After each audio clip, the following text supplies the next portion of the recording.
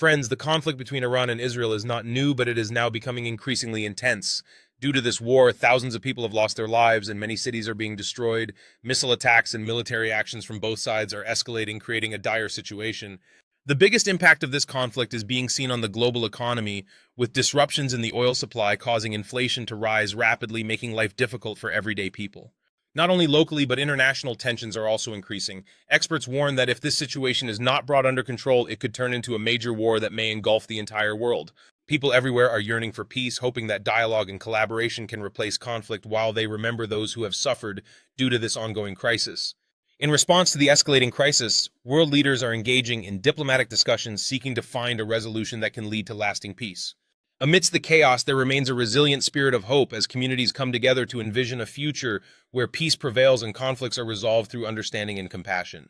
As the sun sets, it marks not only the end of another day, but signifies hope that dialogue and understanding can lead to a brighter tomorrow where conflicts are resolved and harmony is restored.